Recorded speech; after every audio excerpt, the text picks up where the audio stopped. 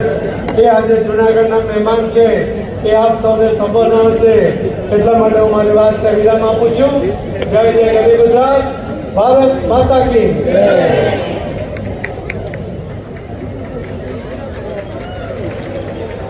આવો આપણે સૌ આમંત્રિત કરીએ દેશના પ્રધાન સેવકને કે તેઓ આપણને માર્ગદર્શન આપે. નરેન્દ્રભાઈ મોદી સાહેબ.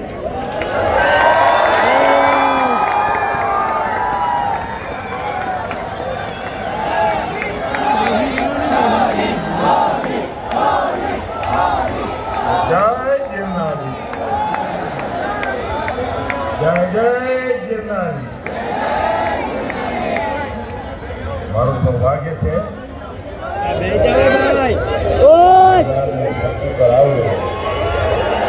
આપણા સંતોના દર્શન થાય.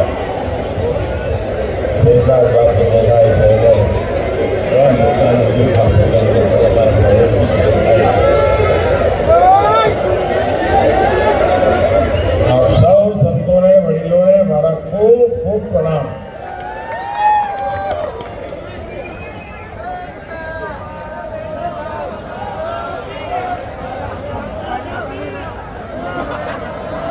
ગયા 2 દિવસથી ગુજરાતની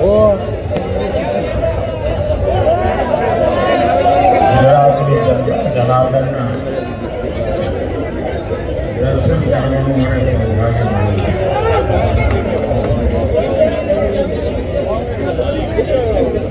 અને જે ઉત્સાહ અને ઉમંગ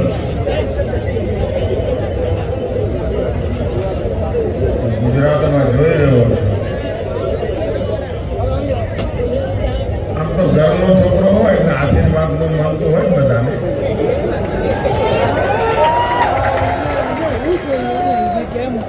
પણ જે ઉત્સાહ અને ઉમંગ હું જોઈ રહ્યો છું, આ પ્રેમ, આશીર્વાદ એ ખૂબ મોટી મારી મૂડી છે.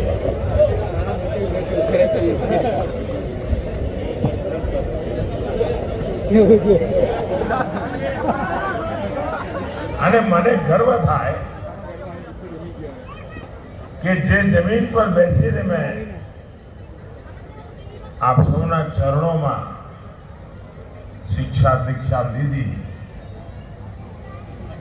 એ આજે દુનિયાની કસોટીએ પાર ઉતરી રહી છે.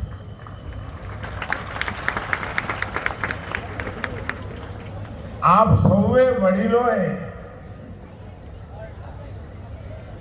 મને આપેલી શિક્ષા, મને આપેલી દીક્ષા, મને આપેલા સંસ્કાર, આજે હું એને સલામ કરું છું કે તમારા એ સંસ્કારને કારણે આજે દુનિયામાં ભારતનો ડંકો વાગે.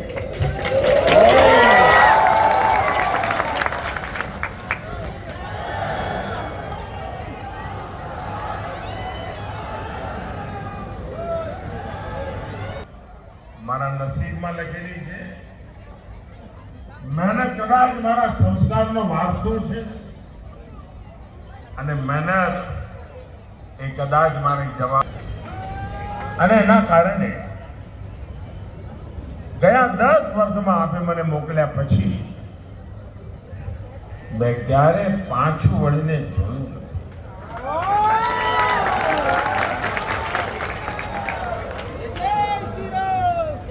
અને હૃદયમાં એક જ ભાવ, બસ મારું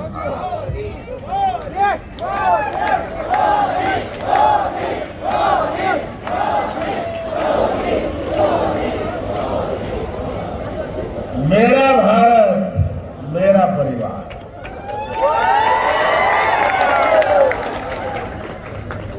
એ જ ભાવ સાથે અનેક મોટો સંકલ્પ લઈને કામ કર્યું. અને 2024માં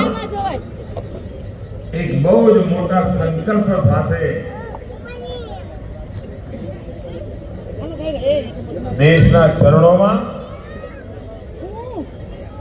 મારા આવનારો સમય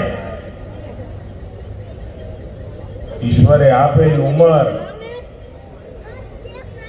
પલ પલ દેશ માટે ખપાવી દીધી છે. પલ પલ તમારા માટે, પલ પલ દેશના માટે. 24/7 or 2047.